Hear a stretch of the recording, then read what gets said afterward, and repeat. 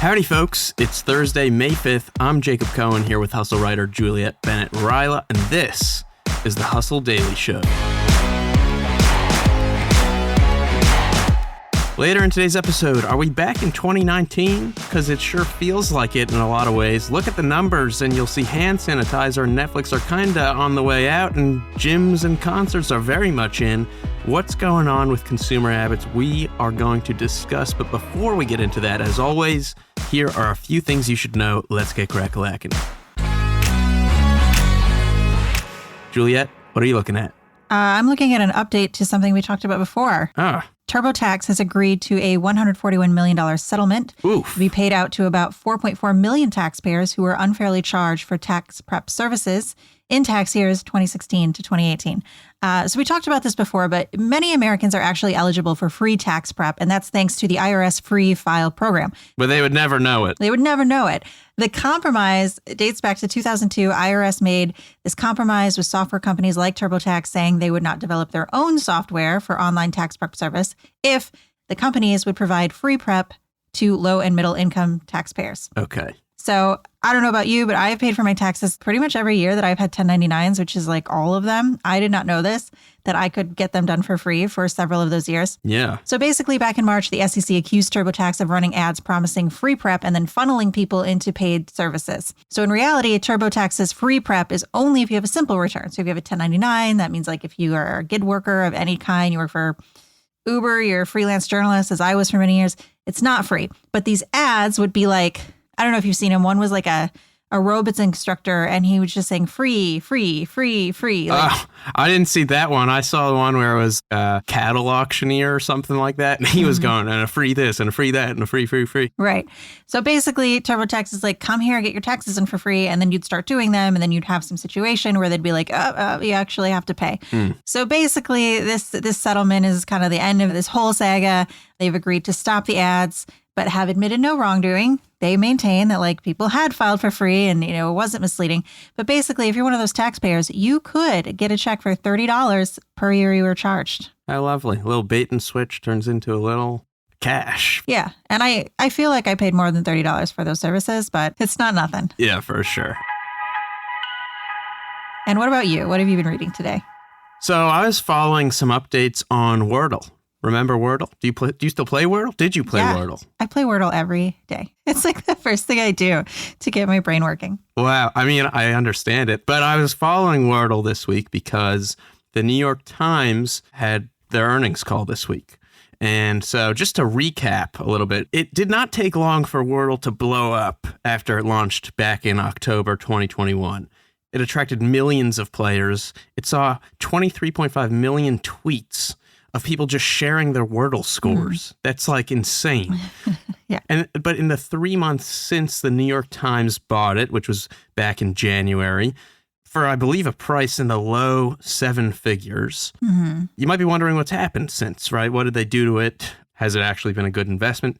So the answer is honestly, they haven't done anything crazy to it. For a moment, I think people were a little pissed off because their win streaks didn't carry over on the technical side. Did you experience that? I don't have a win streak anyhow because a lot of times I'll play it on my phone. Like I said, when I first get out, because I'm trying to like get my brain working. Sometimes I'll forget and then I'll be like, I'll just do it while I'm waiting for something. And I do it on my computer. Yeah. And so I have two different streaks. And so I really don't. Right.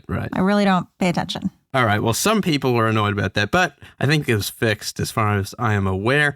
The biggest differences really appear to be aesthetic ones, like you see little prompts now to play other Times mini games.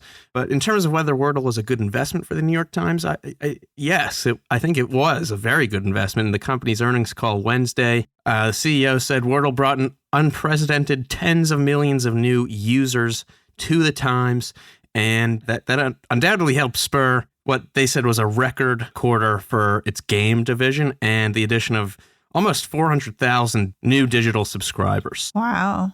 That's impressive. And I will say, so my nighttime activity is the New York Times crossword. I do that every night. That's sleepy time puzzle. There you go. And it's good. It is a solid crossword puzzle every single day. A lot of the apps are not good. So if you do really like puzzles, I would say the New York Times has one of the best simple puzzle subscriptions. Yeah, and I think it shows in their numbers. People really like their games. Right. Anyways, in other news, the Fed raised rates by 0.5 percentage point, the biggest hike in 2 decades. Stocks jumped on the news when Fed Chair Jerome Powell said the central bank was not considering an even more aggressive hike in future meetings. Also, Uber said quarterly revenue more than doubled to $6.85 billion, beating analyst expectations, but it notched a $5.9 billion loss from its stakes in Chinese ride-hailing giant Didi. Southeast Asia's grab in Aurora Innovation, which was just a tad wider than the $494 million loss analysts expected. And with that, it's time for us to discuss some consumer trends. All right, so we think back to 2020, right? Pandemic hits, world goes to shit.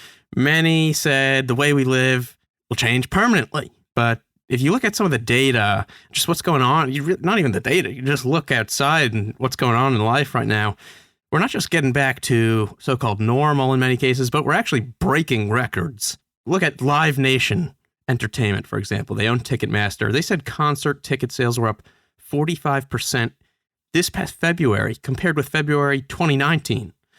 And they have 30% more concerts planned for 2022 than they did in 2019. That's pre-pandemic. Wow. You look at gyms. After a brutal couple of years in which almost 25% of America's gyms closed, Planet Fitness memberships in January surpassed pre-pandemic levels. So you got concerts, you got gyms. At the same time, you're seeing these companies who were hailed as being built to not just survive, but thrive during the pandemic and after it start to feel the pain a little bit. You have Netflix stock down something like 70% this year. Mm-hmm. Now, to be fair, there are some things that aren't quite back like that, right? Flights are actually doing pretty well. Over 2 million people traveled by plane each day on average between April 17th and April 23rd, but that's below an average of 2.4 million at the same time in 2019. So we're improving, but not back just yet. And then offices, obviously, are nowhere near. For example, office occupancy across Manhattan was at just 37% of pre-pandemic levels in mid-April. Yeah, I don't think any of this is that surprising. I think people realized when they were sort of stuck in their homes, people really took stock of what was important to them in life. And so it's not surprising that we see people who are going back outside for experiences like concerts and events. And then also seeing people who maybe don't necessarily want to go back to the things that they realized they were doing that didn't bring them joy before, like going into an office every day. Yeah. So I don't think these numbers are super surprising. I do remember people saying life was never going to be normal again. I do feel like in many ways it is normal with some modifications. All right, bada bing, bada boom. That is it, folks. For more on The Hustle's tech and business coverage and links to all kinds of cool stuff from around the web, check out our newsletter at thehustle.co. Thanks to our editor, Ezra Trupiano, and executive producer, Darren Clark. I'm Jacob Cohen, here with Juliet, Bennett, Rylah. You've been listening to The Hustle Daily Show, brought to you by the HubSpot Podcast Network. See you tomorrow.